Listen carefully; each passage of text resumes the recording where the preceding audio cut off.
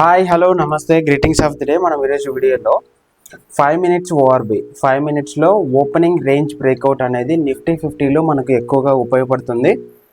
తర్వాత మనకి opening range breakout అనేది నిఫ్టీ 50లో అదేవిధంగా బ్యాంక్ నిఫ్టీలో ఎక్కువగా యూజ్ చేస్తారు. మెయిన్గా అయితే నిఫ్టీ 50లో బాగా వర్క్ అవుతుంది. ఓకే, ఈ ఓపెనింగ్ రేంజ్ బ్రేక్అవుట్ అంటే ఏంటి అనేసి మనం చూసుకుందాము. ఎగ్జాంపుల్ 5 minutes ఓఆర్బి అంటే 5 minutesలో ఓపెనింగ్ రేంజ్ అనేది ఎంత ఉంది అంటే సపోర్ట్ ఎక్కడుంది, రెసిస్టెన్స్ అనేది ఎక్కడుంది అనేసి ఒక క్యాండిల్లోని ఓకే ఒక 5 minutes ఫస్ట్ 5 minute క్యాండిల్లో 9:15కి మార్కెట్ ఓపెన్ అవుతుంది, 9:20కి ఎండ్ అవుతుంది కదా. ఆ ఫస్ట్ 5 minutes తర్వాత మార్కెట్ అనేది మార్క్ చేసుకోవాలి హై లో ఎంత అనేది ఉంది అని చెప్పి. ఓకే, అది ఈరోజు నేను ప్రాక్టికల్గా చూపిస్తాను ఆ ఇండికేటర్ గురించి. అండ్ వీడియోలోకి వెళ్ళే ముందు మనం ఫస్ట్ లాస్ట్ వీడియో సమ్మరీ ఏదైతే ఉందో అది చెప్తాను. ఓకే, లాస్ట్ వీడియో సమ్మరీ అయితే మనం సెంట్రల్ పివోట్స్ గురించి, అదేవిధంగా మనం వీవ్యాప్ గురించి మనం మాట్లాడుకున్నాం లాస్ట్లో. అండ్ మెయిన్గా అయితే బ్యాంక్ నిఫ్టీలో పివోట్స్ S3 R3 గురించి మనం చెప్పుకున్నాం. ఇప్పుడు మనం ప్రస్తుతానికి ఒక్కొక్క ఇండికేటర్ గురించి చెప్తాము. ఇవంతా అయిన తర్వాత మొత్తం అంతా కంబైన్ చేసి ఆ ఇండికేటర్స్ ఏ విధంగా వర్క్ అవుతాయి, మనం స్కాల్పింగ్ ఏ విధంగా చేయాలి ఇండికేటర్స్ బేస్ చేసుకొని అనేది నేను నీట్గా చెప్తాను. దాన్ని బట్టి అప్కమింగ్ వీడియోస్లో ఇంకొంచెం క్లారిటీ అనేది వస్తుంది. ఓకే, ఈ ఇండికేటర్ చెప్పిన తర్వాత ఒకసారి ప్రాక్టికల్గా ఒకసారి చూపిస్తాను ఎలా యాడ్ చేసుకోవాలి అని. లేదా యాడ్ చేసుకోకపోయినా మనం డీమ్యాట్ అకౌంట్లో మనం మార్క్ చేసుకోవచ్చు ఫస్ట్ 5 minute క్యాండిల్ యొక్క support and resistance line. Okay, మార్కెట్లో ఒక సెంటిమెంట్ని ఫాలో అవుతారనమాట. ఇంట్రాడే ప్లేయర్స్ కానీ ఆప్షన్ స్కాల్పర్స్ కానీ ఎలా అవుతారు. ఓకే, మనం లాస్ట్ వీడియోలో అయితే సెంట్రల్ సిపిఆర్ ఆ ఇండికేటర్స్ ఏ విధంగా ఉంటాయి, ఏ విధంగా మనం ఆ లోడ్ చేసుకోవాలని చెప్పి trading view and fires line చూపించాను. ఎనీ డిమాట్ అకౌంట్లో మనం కూడా మనం యాడ్ చేసుకోవచ్చు. ఓకే, ఏదర్ జెరోదాలో అయినా దానిలో అయినా కూడా మనం యాడ్ చేసుకోవచ్చు. బట్ మనకి ట్రేడింగ్కి వచ్చేసరికి మనం మెయిన్గా మనం ఏదైతే అడ్వాన్స్డ్ ట్రేడింగ్ ప్లాట్ఫామ్స్ ఉంటాయో దాని కానీ లేదా జెరోదా కానీ ఫైర్స్ కానీ వీటిలో చేయడం బెటర్ అనమాట. ఓకే, మనం గ్రోలో యూజ్ చేయడం అనేది ఇన్వెస్టింగ్ పర్పస్ అంటే బేసిక్ బిగినర్స్కి అయితే ఒక 1 year లోపు ఉన్న వాళ్ళకైతే బెటర్గా చూస్ చేసుకోవచ్చు. మనకు మంచి ఎక్స్పీరియన్స్ వచ్చినప్పుడు ఈ అడ్వాన్స్డ్ టూల్స్ అనేది యూజ్ చేయడం బెటర్. ఓకే, గ్రో అనేది ఒక బిగినర్ లెవెల్కి F&O కానీ మామూలుగా ఈ మనం ఈ ఇన్వెస్ట్మెంట్కి కానీ యూజ్ చేసుకోవచ్చు. అందరికీ ఈజీగా అర్థమవుతుంది. ఓకే, లాస్ట్ వీడియోలో సమ్మర్ అయితే నేను ఇండికేటర్స్ చెప్పాను, 3 to 4 ఇండికేటర్స్ చెప్పాను. దాని తర్వాత ఈరోజు ఒక ప్రాక్టీస్ అంటే ఈ first 5 minute candle opening range breakout ఉంది కదా, నేను వాటి గురించి చెప్తాను. ఓకే, అండ్ తర్వాత థర్డ్ పాయింట్ వచ్చేసి వీడియోలో ఉన్న మెయిన్ టాపిక్స్ అంటే ఈరోజు 5 minutes opening range breakout indicator గురించి అండ్ రివిజన్ సమ్మరీ అయితే ఆ టాపిక్ గురించే నేను చెప్తాను. ఓకే, ఇప్పుడు నేను ఈ గూగుల్ క్రోమ్ ఓపెన్ చేసి ఇక్కడ ట్రేడింగ్ వ్యూ మీద క్లిక్ చేస్తాను. ట్రేడింగ్ వ్యూలోకి వెళ్ళిన తర్వాత మనకి ఇక్కడ నిఫ్టీ 50 ఉంది కదా, 5 minutesలోనే ఆల్రెడీ ఉంది. ఇప్పుడు సపోజ్ నేను దీన్ని రిమూవ్ చేస్తున్నాను. ఫస్ట్ ఏ ఇండికేటర్ ఉన్నా కూడా రిమూవ్ చేసేస్తున్నాను. ఓకే, మనం ఎలా ఓపెనింగ్ రేంజ్ బ్రేక్అవుట్ అనేది ఇక్కడ మనం డ్రా చేసుకోవచ్చు అంటే ఇది ఫస్ట్ 5 minutes క్యాండిల్ మనకు స్టార్టింగ్ 9:15 నుంచి ఓకే 9:15 నుంచి 9:20 వరకు స్టార్ట్ అయ్యేది మనకు 5 minutes క్యాండిల్. మనం 5 minutes టైం ఫ్రేమ్లో పెట్టాం కాబట్టి 5 minutes, 15 పెడితే 15 minutes టైం ఫ్రేమ్లో అనేది ఉంటుంది. ఇక్కడ ఫస్ట్ ఇక్కడ సపోర్ట్ లాగా మనం డ్రా చేసుకోవచ్చు, ఇక్కడ రెసిస్టెన్స్ లాగా డ్రా చేసుకోవచ్చు. అంటే మార్కెట్ ఎప్పుడైతే సపోర్ట్ని బ్రేక్ డౌన్ చేస్తుందో అప్పుడు మార్కెట్ అనేది డౌన్ వెళ్ళడానికి ఛాన్సెస్ ఎక్కువగా ఉంటుంది. స్కాల్పర్స్ ఇంట్రాడే ప్లేయర్స్ మనకు డౌన్కే తీసుకుంటారు. ఒకవేళ మార్కెట్ అనేది పైకి వెళ్తే మనం మనం బ్రేక్అవుట్ అయిందంటే కింద అయితే మనకు బ్రేక్ డౌన్, పైకి వెళ్ళినప్పుడు బ్రేక్అవుట్ అయినప్పుడు మనం బుల్లిష్ మోడ్ అంటే కాల్ సైడ్ మనం ట్రేడ్ అనేది తీసుకోవచ్చు. ఇది మనకు ఈ విధంగా ట్రేడింగ్ వీల్ అనేది ఉంటుంది. ఇలా మనం చేత్తోనే డ్రా చేసుకోవచ్చు ఏదైనా ఇండికేటర్తో. లేదనుకుంటే మనకి ఇక్కడ ఓఆర్బి అని ఉంది, ఇక్కడ చూసారా ORB opening range breakout ZZZ crypto 123 అనేది ఆ ఇండికేటర్స్ మనం ఇక్కడ క్లిక్ చేస్తే ఆటోమేటిక్గా మనకి ఇక్కడ 5 minutes అనేది అక్కడ మనకి సపోర్ట్ రెసిస్టెన్స్ లాగా ఇక్కడ ఫామ్ అవుతాయి. ఇది వచ్చేసి సపోర్ట్, ఇది వచ్చే రెసిస్టెన్స్.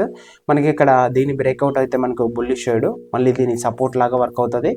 మళ్ళీ ఒకసారి ఇక్కడ బ్రేక్ డౌన్ అయిన తర్వాత మార్కెట్ ఇలా పైకి వస్తే మళ్ళీ మనం కిందకి ప్లాన్ చేసుకోవచ్చు ట్రేడ్స్ని. ఓకే, అలా ఇప్పుడు మనం ఒకసారి బ్యాక్ ట్రేస్ చేద్దాము. ఇప్పుడు చూస్తే అది చూడండి మార్కెట్ ఇక్కడ మనం ఓపెనింగ్ రేంజ్ బ్రేక్అవుట్ అనేది ఇక్కడ వర్కౌట్ అవ్వలేదు. ఇక్కడ చూడండి ఎగ్జాక్ట్గా ఇక్కడ చూస్తే ఆ రోజు మార్కెట్ అనేది ఇక్కడే ఉందన్నమాట 5 మినిట్స్ క్యాండిల్లో సపోర్ట్ దగ్గర. ఇక్కడ చూస్తే మనం ఇంత పెద్ద క్యాండిల్ గ్రీన్ క్యాండిల్ అనేది ఫామ్ అయింది. దాని తర్వాత ఇంకొక రోజు ప్రీవియస్ డే చూద్దాం. ప్రీవియస్ డే చూడండి, ఇక్కడ ప్రీవియస్ డే అనేది ఎగ్జాక్ట్ ఇక్కడ రెసిస్టెన్స్ దగ్గర వెళ్ళింది, మళ్ళీ కిందకి వచ్చేసింది, మళ్ళీ ఇక్కడ సపోర్ట్ తీసుకుంది, మళ్ళీ పైకి వెళ్ళింది. ఒకసారి మళ్ళీ బ్రేక్ డౌన్ అయిన తర్వాత ఇలా మార్కెట్ వెళ్ళింది. ఇక్కడికి వచ్చిన తర్వాత మళ్ళీ ఇదొక సపోర్ట్ లాగా తీసుకొని మార్కెట్ అనేది పైకి వెళ్ళి కిందకి వచ్చింది. అలానే ఇంకొక ప్రీవియస్ డే చూస్తే ఇది first 5 minutes candle. Okay, first 5 minutes candle ఇక్కడ చూస్తే దీన్ని సపోర్ట్ లాగా తీసుకుంది. ఈ సపోర్ట్ తీసుకున్న తర్వాత మార్కెట్ పైకి వెళ్ళింది. ఇక్కడ నుంచి ఎప్పుడైతే మళ్ళీ బ్రేక్అవుట్ అయిందో మళ్ళీ పైకి వెళ్ళింది, ఇక్కడ వరకు వచ్చింది, మళ్ళీ ఇక్కడే మార్కెట్ ఫామ్ అయింది. అంటే 5 మినిట్స్ క్యాండిల్ అనేది వెరీ ఇంపార్టెంట్ ఫర్ ట్రేడర్స్, స్కాల్పర్స్కి చాలా బాగా యూజ్ అవుతుంది. ఇక్కడ కూడా చూస్తే మనము ఈ సపోర్టు మనకి 5 మినిట్స్ క్యాండిల్ ఇక్కడ ఏర్పడింది. ఇలా మనకు మార్కెట్ అనేది పైకి వెళ్ళిన తర్వాత ఇక్కడ నుంచి ఒకేసారిగా బుల్స్ అనే వాళ్ళు మనకు పుష్ చేశారు. దాని తర్వాత ఇక్కడ మనకి ఏమైంది, ఈ రెసిస్టెన్స్ దగ్గరికి వెళ్ళిన తర్వాత మార్కెట్ బ్రేక్అవుట్ అయ్యి మళ్ళీ కింద సపోర్ట్ తీసుకొని మళ్ళీ వచ్చింది. ఆ రోజు మొత్తం పైకి వెళ్ళింది. ఒకవేళ ఇక్కడ నుంచి మళ్ళీ కిందకు వచ్చినప్పుడు ఈ ఓపెనింగ్ రేంజ్ బ్రేక్అవుట్ 5 మినిట్స్ ఉంది కదా, ఇక్కడ రెసిస్టెన్స్ ఏమవుతుంది, మనకు సపోర్ట్ లాగా వర్క్ అవుతుంది. ఓకే, రెసిస్టెన్స్ సపోర్ట్ అవుతుంది. పైకి వెళ్ళి మళ్ళీ కిందకు వస్తే మళ్ళీ కింద కూడా అంతే, కింద సపోర్ట్ని బ్రేక్ డౌన్ చేసి మళ్ళీ పైకి వచ్చినప్పుడు అది రెసిస్టెన్స్ లాగా అవుతుంది, మళ్ళీ కిందది సపోర్ట్ లాగా అవుతుంటుంది అనమాట. ఇది మార్కెట్లో ఉన్న ట్రెండ్. ఇలా మనం మార్కెట్లో సెంటిమెంట్స్ని ఈ విధంగా ఫైండ్ చేసుకోవచ్చు. ఇప్పుడు చూడండి, మనం మార్కెట్లో ఫస్ట్ 5 మినిట్స్ క్యాండిల్ అనేది ఇక్కడ ఉంది. దీని తర్వాత ఇక్కడ బ్రేక్ డౌన్ అయిన తర్వాత మళ్ళీ మార్కెట్ పైకి వచ్చింది. ఎగ్జాక్ట్గా ఇక్కడ వచ్చిన తర్వాత ఏమైంది, సపోర్ట్ లాగా, గుడ్ సపోర్ట్ లాగా వర్క్ అయింది. ఇక్కడ చూడండి, ఒకసారి ఇది బ్రేక్అవుట్ అయిన తర్వాత మళ్ళీ కిందకు వచ్చింది మార్కెట్, మళ్ళీ అనేది పైకి అనేది వెళ్ళింది. ఇలా మార్కెట్ ఓపెనింగ్ రేంజ్ బ్రేక్అవుట్ అనేది ఇక్కడ చూడండి, ఇక్కడ కూడా మనకి లైన్ డ్రా చేసేసుకుంటే ఇవి సపోర్ట్స్ అండ్ రెసిస్టెన్స్ లాగా బాగా వర్కౌట్ అవుతాయి. ఇక్కడ కూడా చూస్తే మనకు ఇది కూడా రెసిస్టెన్స్ లాగా మనకు వర్కౌట్ అవుతుంది. ఇలా మనం ఇదొక్కటే కాకుండా ఓపెనింగ్ రేంజ్ బ్రేక్అవుట్ అనేది మనం బ్యాంక్ నిఫ్టీలో కూడా మనం ప్లాన్ చేసుకోవచ్చు. బ్యాంక్ నిఫ్టీ ఉంది, బ్యాంక్ నిఫ్టీలో కూడా ఓపెనింగ్ రేంజ్ బ్రేక్అవుట్ అనేది ఒకసారి చూపిస్తాను. ఇక్కడ చూడండి, బ్యాంక్ నిఫ్టీలో కూడా ఫస్ట్ 5 మినిట్స్లో ఆటోమేటిక్గా ఇక్కడ ఫామ్ అవుతుంది. కాబట్టి మనం ఇక్కడ ఇది మనకి ఏమైంది, రెసిస్టెన్స్ లాగా ఫామ్ అయింది, తర్వాత డ్రాప్ అయిపోయింది. ఇక్కడ కూడా మనకు మార్కెట్ చూడండి ఎంత పెద్ద విక్స్ ఫామ్ అయ్యాయో, మనకు అరౌండ్ ఒక 100 పాయింట్స్ లేదా 150 పాయింట్స్ మనకు పుష్ చేశారు అలా 2 క్యాండిల్స్లోనే.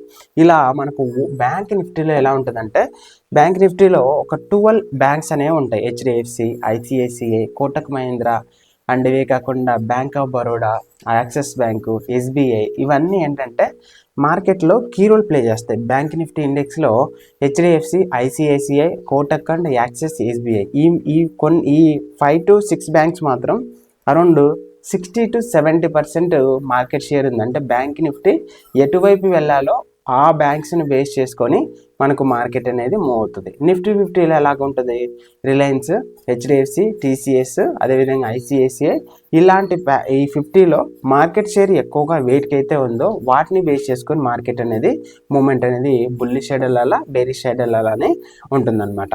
ఇక్కడ ఇలా మనం మార్కెట్ని ఈ విధంగా ఓపెనింగ్ రేంజ్ బ్రేక్అవుట్ని డ్రా చేసుకొని ఆ రోజు మార్కెట్ ఎటువైపు వెళ్తుంది అనేసి కూడా చూసుకోవచ్చు.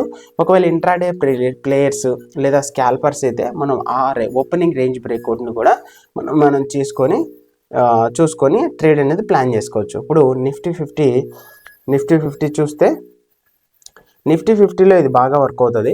బ్యాంక్ నిఫ్టీ అనేది నేను ఓపెనింగ్ రేంజ్ బ్రేక్అవుట్ను ట్రై చేయను. ఓకే, నిఫ్టీ 50లో బాగా వర్కౌట్ అవుతుంది. ఇంకా నిఫ్టీ 50లో మనకేంటంటే ప్రీవియస్ సపోర్ట్స్ అండ్ రెసిస్టెన్స్ ఉంటాయి కదా, ప్రీవియస్ సపోర్ట్స్ ఇది చూస్తే ఇక్కడ కూడా మనకు ఎలా ఉంటుంది, అండ్ ఇక్కడ చూస్తే ఇక్కడ కూడా ఏదో విధంగా మనకు సపోర్ట్ అండ్ రెసిస్టెన్స్ ఉంటాయి. ఇక్కడ కూడా మనకు రెసిస్టెన్స్ లాగా ఉంది. ఇలాంటివి ఎక్కువగా మనకు ప్రీవియస్గా ఉన్నవి కూడా బేస్ చేసుకొని కూడా మార్కెట్ అనేది నిఫ్టీ 50లో మూవ్ అవుతుంది.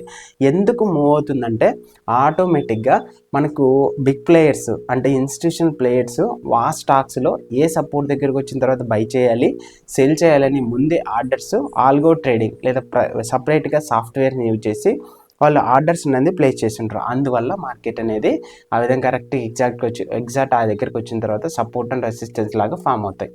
ఓకే, ఇలా మార్కెట్ అనేది ఓపెనింగ్ రేంజ్ బ్రేక్అవుట్ లాగా మనకు పనిచేస్తుంది, వర్క్ అవుతుంది. ఓకే, అలానే మనకి ఇంకా వీడియోలో ఉన్న సమ్మరీ మెయిన్ డివిజన్ సమ్మరీ అయితే ఓపెనింగ్ రేంజ్ బ్రేక్అవుట్ అనేది ఈ విధంగా వర్కౌట్ అవుతుంది. మార్కెట్ అనేది ఎటువైపు ట్రెండ్ ఉంటే అటువైపు మార్కెట్ అనేది వెళ్తుందని గుర్తుపెట్టుకోవాలి. ఓకే, ఇది టోటల్ వీడియో సమ్మరీ. ఈరోజు 5 మినిట్స్ ఓపెనింగ్ రేంజ్ బ్రేక్అవుట్. ఇక్కడతో వీడియో ఎండ్ అయిపోయింది. Thank you for watching this video.